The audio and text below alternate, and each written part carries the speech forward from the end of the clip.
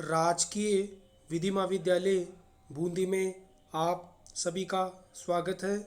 मैं इंद्रचंद कुमावत, सहायक आचार्य, राजकीय विधि महाविद्यालय बूंदी। पिछले वीडियो में हमने एजेंसी के सृजन के विषय में अध्ययन किया था, जिसके तहत एजेंसी का सृजन कितने प्रकार से होता है का अध्ययन किया था। आज हम विक्रय संविदा कॉन्ट्रैक्ट ऑफ सेल से संबंधित विधि का अध्ययन करेंगे। विक्रय से संबंधित विधि दो अधिनियमों में अधिनियमित की गई है।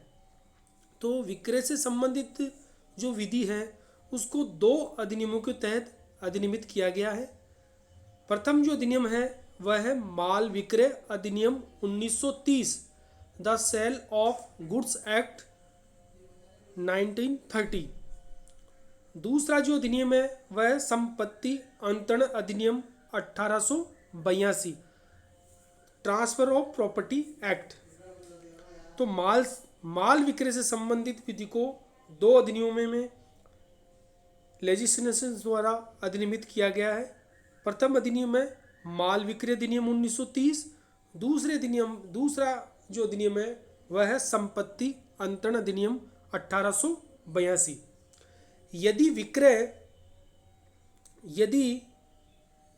विक्रय चल संपत्ति का किया जाता है तब उस समयवार पर माल विक्रय अधिनियम 1930 के प्रावधान लागू होंगे। यदि चल संपत्ति का विक्रय किया जाता है तो उस समयवार पर माल विक्रय अधिनियम 1930 के प्रावधान लागू होंगे, और यदि अचल संपत्ति का विक्रय किया जाता है तब उस विक्रय पर संपत्ति अंतरण अधिनियम 1882 के प्रावधान लागू होंगे।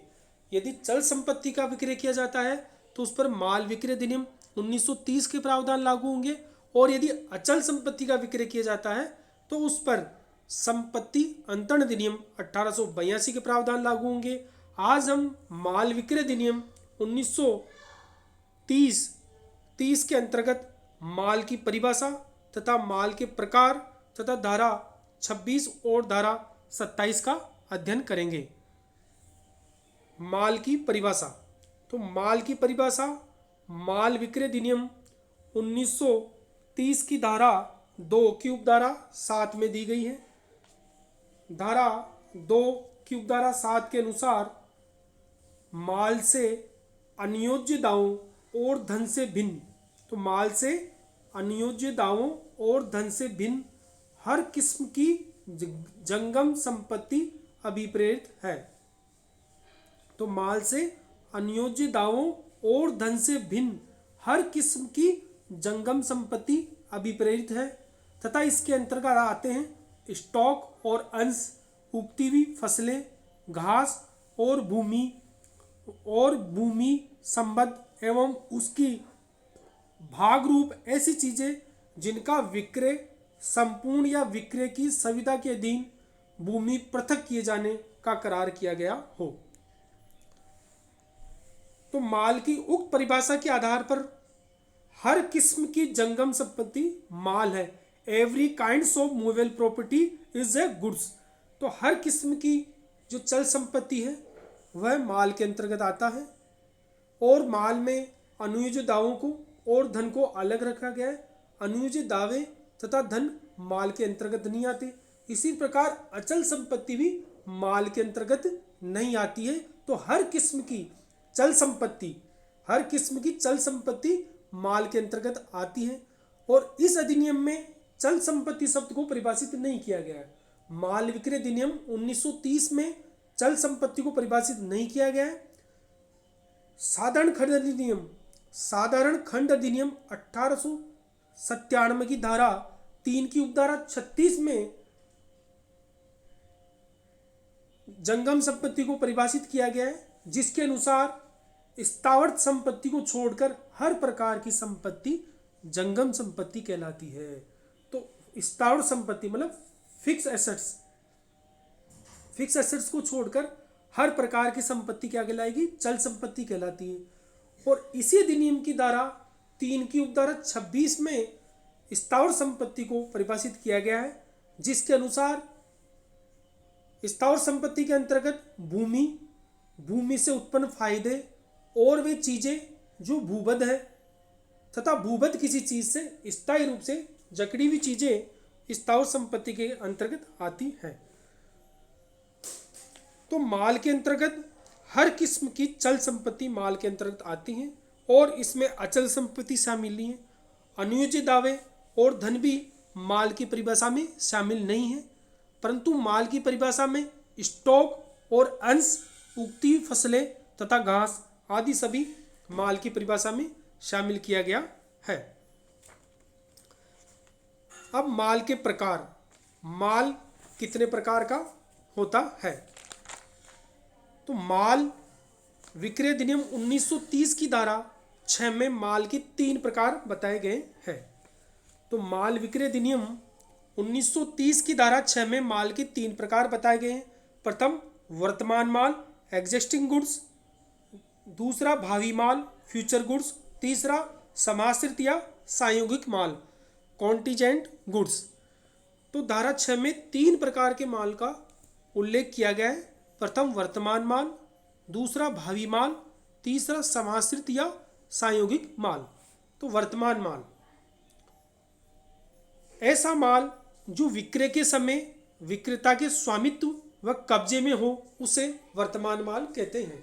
ऐसा माल जो विक्रय के समय विक्रेता के स्वामित्व व कब्जे में हो उसे वर्तमान माल कहते हैं। दूसरे शब्दों में हम ये कह सकते हैं कि वह माल जो विक्रय के समय विक्रेता के पास में हो या वह विक्रय के समय माल जो अस्तित्व में हो और विक्रेता के पास में हो उसको क्या कहते हैं? वर्तमान माल।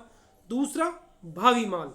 तो भावी माल से ऐसा माल अभिप्रेत है जो विक्रय की संविदा के पश्चात, ऐसा माल जो विक्रेता की संविदा के पास विनिर्मित, मैन्युफैक्चर्ड, उत्पादित, प्रोड्यूस या अर्जित, एक्वायर्ड किया जाना हो उसको ही क्या कहते हैं? भावी माल। तो भावी माल वह माल होता है जो विक्रय की संविदा के पश्चात, विक्रय की संविदा करने के पश्चात जिसे विनिर्मित करना है, जिसे उत्पादित करना है या अर्जित करना है, ऐसा माल भावी माल कहलाता है। तीसरा समाश्रित या संयोगिक माल। तो समाश्रित और संयोगिक माल वह माल होता है जिसका क्रेता द्वारा अर्जन ऐसी अनिश्चित घटना पर निर्भर है जो घटित हो या न हो, तो वह संयोगिक माल कहलाता है। तो वह माल जिसका क्रेता द्वारा अर्जन ऐसी अनिश्चित घटना पर, घटना कैसी होनी चाहिए? अनिश्चित होनी चाहिए, और उस अनिश्चित घटना पर निर्भर करता है जो घटित हो या न हो उसको संयोगिक माल कहते हैं। और उपरोक्त तीनों प्रकार के माल की संविदा की जा सकती है।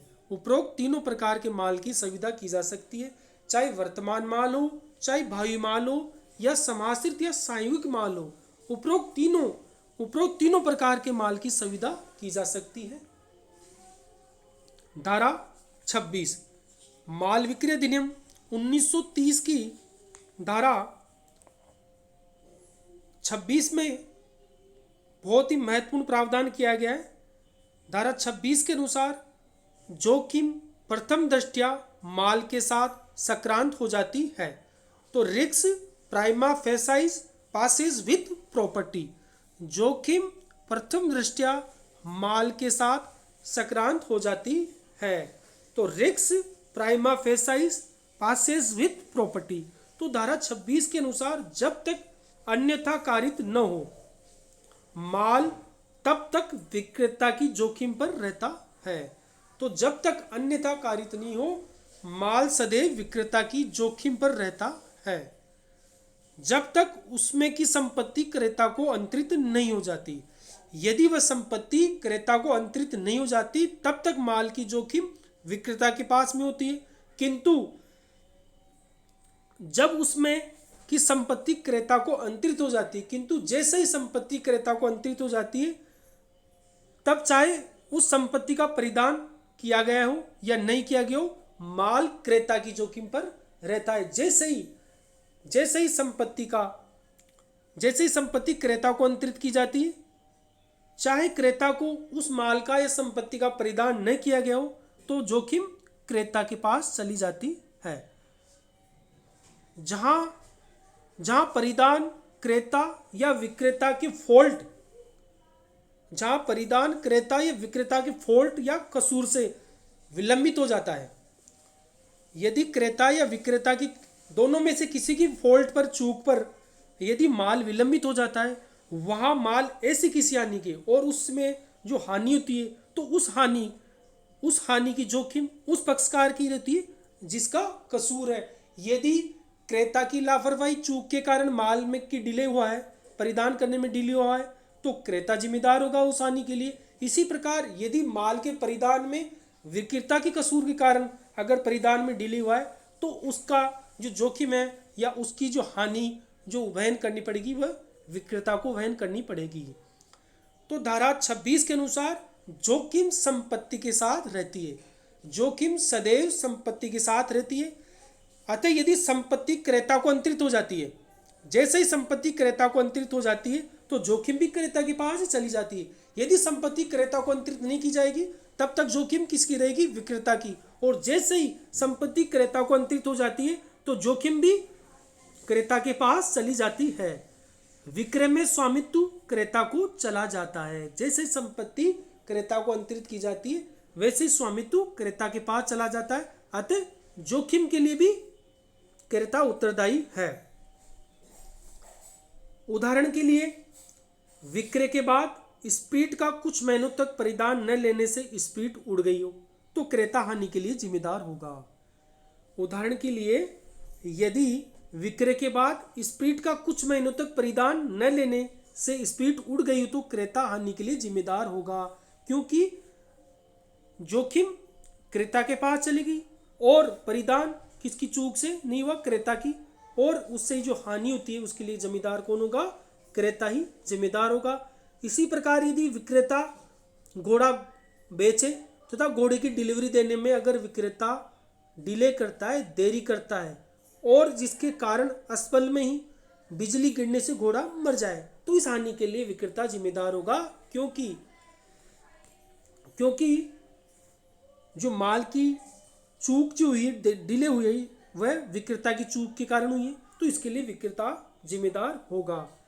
तो धारा 26 में जो सिद्धांत दिया गया है वह है कि जोखिम प्रथम दृष्टया माल के साथ संक्रांत हो जाती है, तो risk prima facie passes with property. तो जोखिम संपत्ति के साथ रहती है। जैसे ही संपत्ति का विक्रेता से क्रेता को अंतरित किया जाता है, तो वह जोखिम क्रेता को अंतरित हो जाती है। धारा 27, माल के परिधान का विक्रेता को हक होना चाहिए।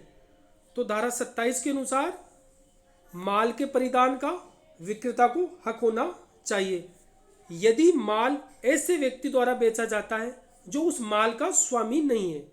यदि माल ऐसे व्यक्ति द्वारा बेचा जाता है जो उस माल का स्वामी नहीं है या स्वामी की सहमति प्राधिकार से उसे नहीं बेचा जाता है, तो क्रेता उस माल पर उस हक से बेहतर हक या स्वामित्व अर्जित नहीं कर सकता जितना विक्रय के समय विक्रेता के पास में था।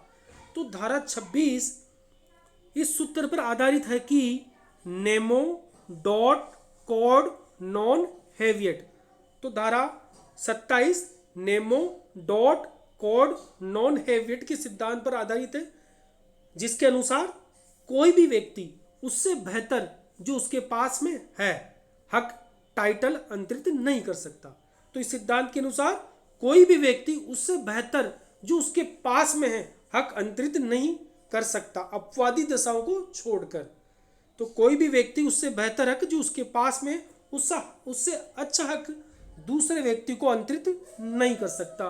तो no one can transfer better title which he himself had. इस प्रकार एक व्यक्ति जो माल का स्वामी नहीं है किसी अन्य व्यक्ति को उस माल का स्वामी नहीं बना सकता। यदि कोई व्यक्ति जो माल का स्वामी नहीं है किसी अन्य व्यक्ति को उस माल का स्वामी नहीं बना सकता। अतः यदि किसी व्यक्ति के पास दोषपूर्ण स्वामित्व है तो अन्य व्यक्ति को भी दोषपूर्ण स्वामित्व ही मिलेगा। तो धारा 27 में जो सिद्धांत दिया गया है उसके अनुसार यदि किसी व्यक्ति के पास दोषपूर्ण स्वामित्व है तो अन्य व्यक्ति को भी दोषपूर्ण स्वामित्व मिलेगा, बेहतर स्वामित्व नहीं मिलेगा। उदाहरण के लिए यदि कोई व्यक्ति गिरवी रखी हुई लॉरी किसी व्यक्ति को बेचता है तो क्रेता बेहतर हक प्राप्त नहीं कर सकेगा। तो धारा 27 में महत्वपूर्ण सिद्धांत दिया गया है जिसके अनुसार नेमो डॉट कॉर नॉन हैवियट, अर्थात कोई भी व्यक्ति उससे बेहतर जो उसके पास है हक अंतरित नहीं कर सकता। इस सिद्धांत के भी कुछ अपवाद है। प्रथम अपवाद है वाणिज्यिक एजेंट द्वारा विक्रय। यदि माल मालिक की सहमति से वाणिज्यिक एजेंट द्वारा कारोबार के मामूली अनुक्रम में बेचा जाता है तो क्रेता उस माल पर पूर्ण हक अर्जित कर लेता है। तो ये इस सिद्धांत का अपवाद है। यदि वाणिज्यिक एजेंट द्वारा विक्रय किया जाता है तो उस पर क्रेता उस माल पर पूर्ण हक अर्जित कर लेता है। दूसरा जो अपवाद है वह शून्यकरणीय संविदा, वॉइडेबल कॉन्ट्रैक्ट के अधीन कब्जा रखने वाले व्यक्ति द्वारा विक्रय। यदि शून्यकरणीय संविदा है तथा उसके शून्य करार से पहले शून्यकरणीय संविदा हो तथा उसके शून्य करने से पहले माल किसी अन्य व्यक्ति को दे दिया जाता है तो दूसरा पक्षकार अच्छा हक अर्जित कर लेगा, क्योंकि शून्यकरणीय संविदा शून्य घोषित होने तक वैध रहती है। तीसरा जो अपवाद है धारणाधिकार विक्रेता द्वारा पुनः विक्रय। धारणाधिकारी विक्रेता द्वारा पुनः विक्रय। यदि असंदिग्ध विक्रेता ने माल पर धारणाधिकार अर्जित कर लिया है, यदि असंदिग्ध विक्रेता ने अनपेड सेलर ने माल पर धारणाधिकार अर्जित कर लिया है और वह माल पुनः विक्रय करता है तो क्रेता को अच्छा हक मिल जाएगा। चौथा इसका अपवाद है माल पड़ा पाने वाले व्यक्ति द्वारा विक्रय। यदि माल पड़ा पाने वाला माल के स्वामी की युक्त जानकारी करने के बाद यदि वह माल बेचता है तो क्रेता से अच्छा हक मिल जाएगा। तो धारा 27 में महत्वपूर्ण सिद्धांत दिया गया है कि कोई भी व्यक्ति उससे बेहतर जो उसके पास है उससे अच्छा हक दूसरे को अंतरित नहीं कर सकता। अगर उसके पास दोषपूर्ण हक है तो दूसरे व्यक्ति को भी दोषपूर्ण ही हक मिलेगा, बेहतर स्वामित्व नहीं मिलेगा। परंतु इस सिद्धांत के भी कुछ अपवाद दिए गए। उन अपवादिक दशाओं को छोड़कर कोई भी व्यक्ति उससे बेहतर जो उसके पास है उससे अच्छा हक किसी अन्य व्यक्ति को अंतरित नहीं कर सकता। अगले वीडियो में हम शर्त एवं वारंटी के विषय में अध्ययन करेंगे। Thank you.